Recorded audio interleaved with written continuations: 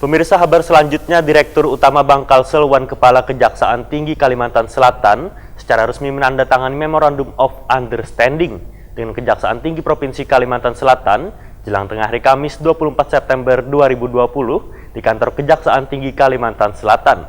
Penandatanganan ini merupakan perpanjangan dari perjanjian MOU yang telah ada.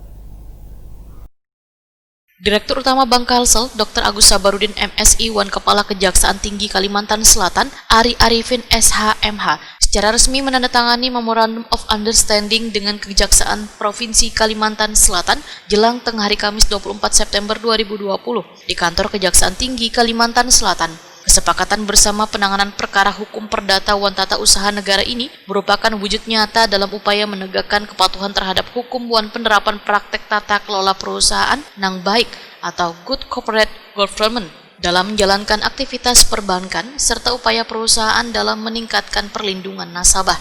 Kerjasama nang dibangun kedua belah pihak telah berlangsung sebelumnya, sedangkan penandatanganan ini merupakan perpanjangan dari perjanjian MOU nang telah ada.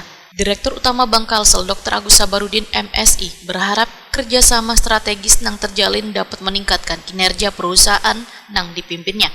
Pihaknya pun percaya bahwa kemitraan ini merupakan salah satu langkah penting nang diambil untuk memastikan penanganan permasalahan hukum bank di bidang perdata, wan tata usaha negara, khususnya usaha bank terkait kredit, pembiayaan syariah wan lainnya dapat terlaksana dengan baik. Agus Sabarudin juga berharap penerapan aspek hukum nang baik, terutama dengan didampingi oleh Kejati Kalsel, semua pihak semakin percaya untuk menempatkan dana ataupun menggunakan produk wan layanan yang disediakan oleh Bank Kalsel. Agus Sabarudin menegaskan kerjasama ini akan mempererat hubungan kemitraan antara Bank Kalsel dengan Kejati Kalsel, serta menekan tingkat NPL, NPF, sehingga akhirnya dapat memberikan dampak terhadap pemenuhan target pencapaian kinerja perusahaan.